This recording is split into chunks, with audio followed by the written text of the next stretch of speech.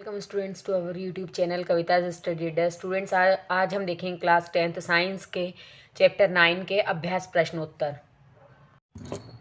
अभ्यास का first question है, मेंडल के प्रयोग में लंबे मटर कैपिटल टी के पौधे जिनके बैंगनी पुष्प थे का संकरण बोने पौधे जिनके सफ़ेद पुष्प थे से कराया। इनकी संतति के सभी पौधों में पुष्प बैंगनी रंग के थे, परंतु उनमें से लगभग आधे बोने थे। इससे कहा जा सकता है कि लंबे जनक पौधों की आनुवांशिक संरचना निम्न थी। Capital T capital W, B है capital T small W, C है कैपिटल टी कैपिटल डब्ल्यू और डी है कैपिटल टी कैपिटल डब्ल्यू। तो इन्होंने ये कहा है कि आनुवांशिक संरचना हमको बतानी है लंबे जनक पौधे की। तो लंबा जनक पौधा किस रंग का हमको प्राप्त हुआ? पुष्प बैंगनी रंग के प्राप्त हुए हैं, लेकिन आधे पौधे बोने थे। तो ये हमको जो बैंगनी रंग के पुष्प के लिए उत्तरदायी था कैपिटल डब्ल्यू, और लंबे के लिए कैपिटल टी और बोने के लिए स्मॉल टी। तो ये कॉम्बिनेशन इसमें हमको मिल रहा है, तो इसका जो आंसर होगा वो होगा सी। नेक्स्ट है, समझात अंगों का उदाहरण है। हमारा हाथ तथा कुत्ते के अग्रपाद, हमारे दांत तथा हाथी के दांत, आलू एवं घास के ऊपरी भुजतारी, उपरोक्त सभी। समझात अंग वे अंग होते हैं जो उत्पत्ति में समान होते हैं परंतु कार्य में भिन्न होते हैं। तो इसका उदाहरण है हमारा हाथ तथा कुत्ते के अग्रपाद।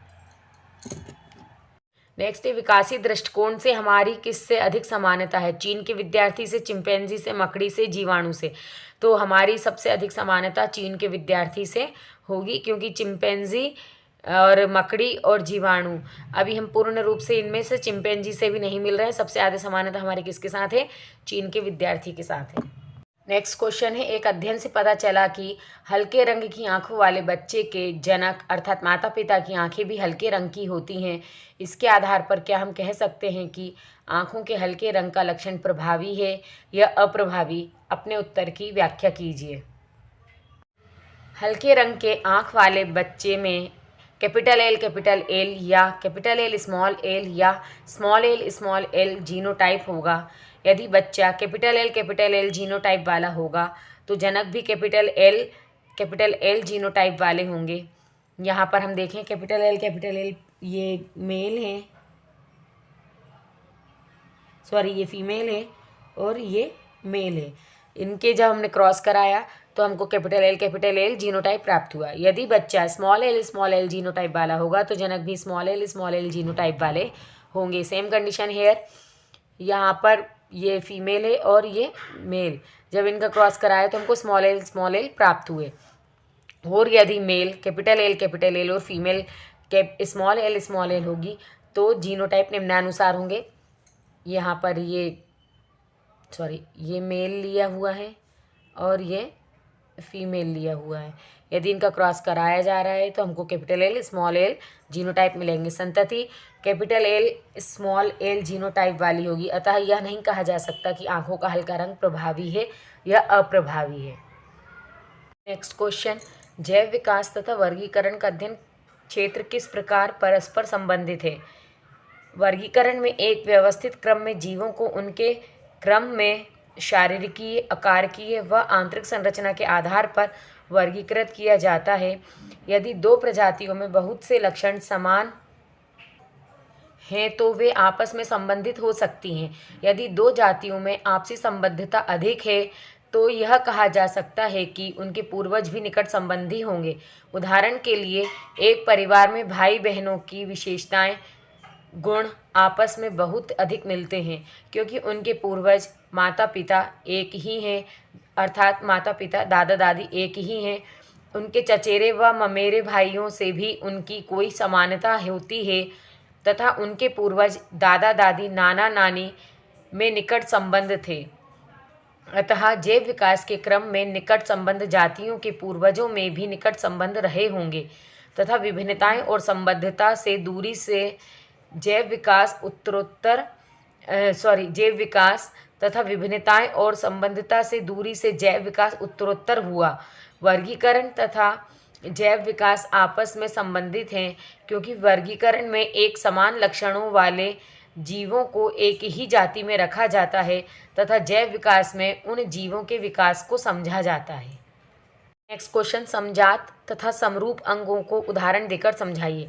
समजात अंग वे होते हैं जो उत्पत्ति एवं संरचना में समान होते हैं परंतु कार्य में भिन्न होते हैं, समजात अंग कहलाते हैं। उदाहरण के लिए पक्षियों, सरीसृपों, उभयचरों तथा स्तनधारियों के 4 पैर होते हैं।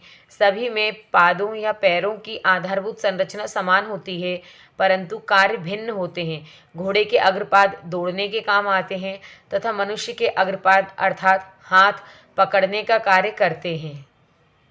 समरूप अंग वे अंग जो उत्पत्ति एवं संरचना में भिन्न भिन्न होते हैं परंतु कार्य में समान होते हैं, समरूप अंग कहलाते हैं।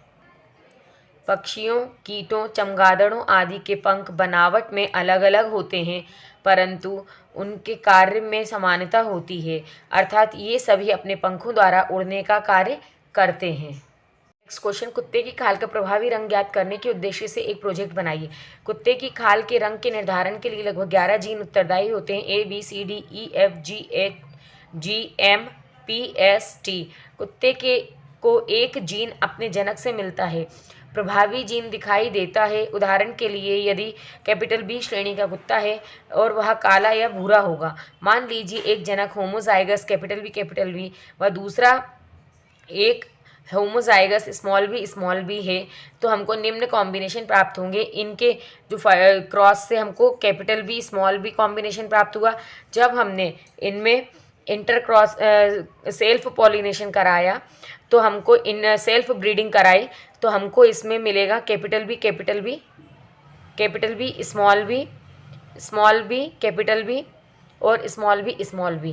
सभी संतानें हेट्रोजाइगस होंगी क्योंकि उनमें दोनों ही गैमेट उपस्थित हैं तथा सभी संतानें ब्लैक होंगी, अतः काला रंग प्रभावी होगा। इन हेट्रोजाइगस संतति के बीच क्रॉस कराने पर हमको B स्मॉल b हमको जो कॉम्बिनेशन प्राप्त होगा वो B और स्मॉल b का प्राप्त होगा। अतः जब सेल्फ क्रॉस कराएंगे जब उनमें तो हमको इस प्रकार से कॉम्बिनेशन प्राप्त होंगे। अतः संतति होमोजाइगस काले रंग के 25% मिलेंगे, 50% संदर्भ लिंग हेट्रोजाइगस के मिलेंगे और काले होंगे वो, और 25% होमोजाइगस भूरे रंग के उत्पन्न होंगे। नेक्स्ट क्वेश्चन, विकासीय संबंध स्थापित करने में जीवाश्म का क्या महत्व है?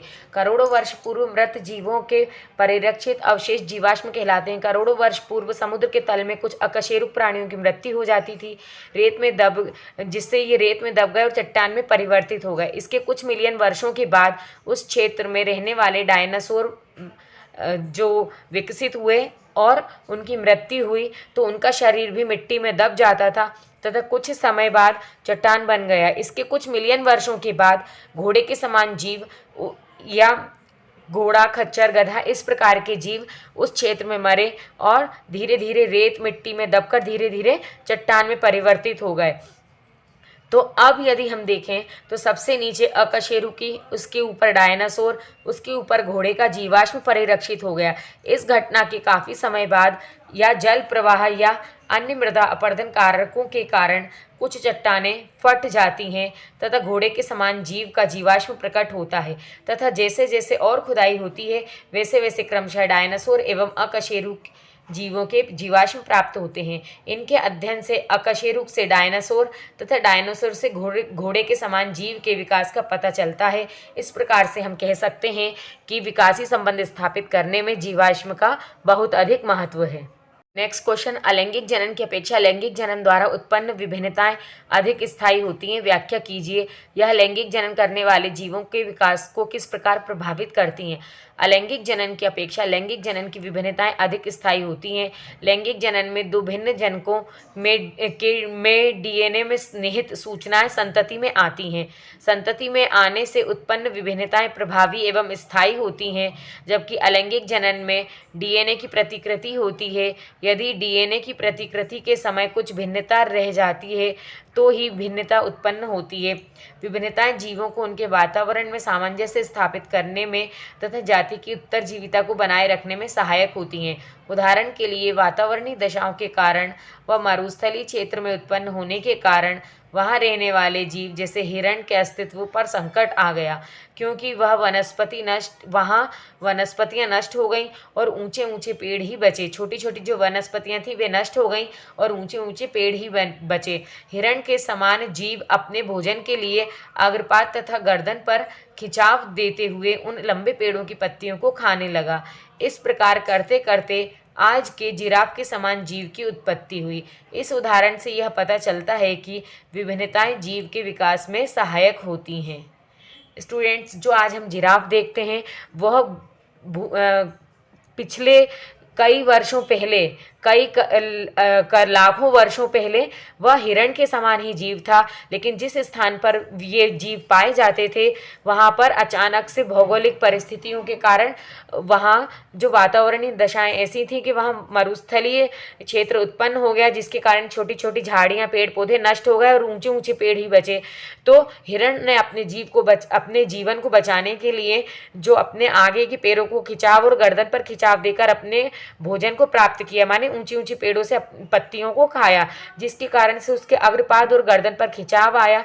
तो कालांतर में धीरे धीरे जो हिरण समान नॉर्मल जीव था वो लंबी गर्दन और लंबी आगे की टांग वाला लंबे अग्रपाद वाला जीव जिराफ के रूप में हमको आज दिखाई देता है। इससे ये पता चलता है कि विभिन्नताएं जीव के विकास में सहायक होती हैं। नेक्स्ट क्वेश्चन, संतति में नर एवं मादा जनकों द्वारा आनुवंशिक योगदान में बराबर की भागीदारी किस प्रकार सुनिश्चित की जाती है? मनुष्य में 23 जोड़े अर्थात 46 गुणसूत्र पाए जाते हैं। नर में 22 जोड़े गुणसूत्र होते हैं। 23वां जोड़ा XY होता है अर्थात ये भिन्न होता है। मेल के 23वें जोड़े को हेट्रोसोम कहा जाता है। फीमेल में 22 जोड़े ऑटोसोम व 23वां जोड़ा XX अर्थात समान होता है। जब स्पर्म और ओवम फर्टिलाइज होते हैं तो दोनों जनकों के क्रोमोसोम पर स्थित DNA भी संतति में जाते हैं। जनक जीवों में वंशानुगत जीव ही इस बात का निर्णय करता है कि संतति लड़का होगा या लड़की होगी, और रेखा चित्र द्वारा संतति में मेल व फीमेल जनकों द्वारा आनुवंशिक योगदान में बराबर की भागीदारी सुनिश्चित की जा सकती है, जिसे कि हम रेखा चित्र द्वारा समझेंगे। XX ये फीमेल है और ये XY ये मेल है। जब हम इस X से फर्टिलाइज होता है तो XX संतान होगी, और ये वाला X इस X से फर्टिलाइज होगा तो संतान फीमेल होगी। ये X इस Y से फर्टिलाइज होगा तो संतान मेल होगी।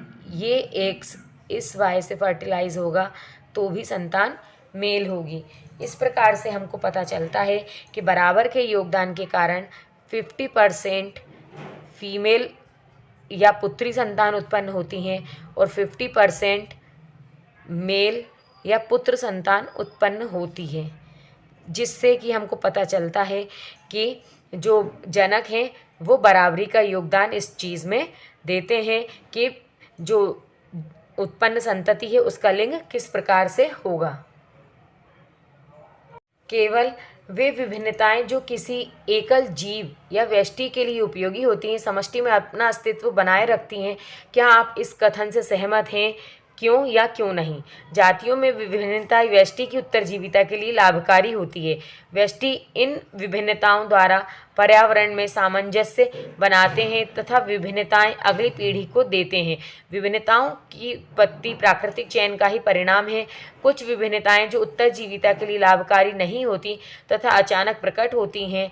इस प्रकार की भिन्नताएं छोटी जनसंख्या के कुछ जीनों को प्रभावित करती हैं। ये आवश्यक नहीं होती। यह वह भिन्नता उत्पन्न करती हैं जो कि उत्तरजीविता के लिए लाभकारी नहीं होती। इस प्रकार से अचानक छोटे जनसंख्या में आने वाली जीनों की आवृत्ति को जेनेटिक ड्रिफ्ट कहा जाता है, जो कि विकास के लिए या उत्तरजीविता के लिए लाभकारी नहीं होती है।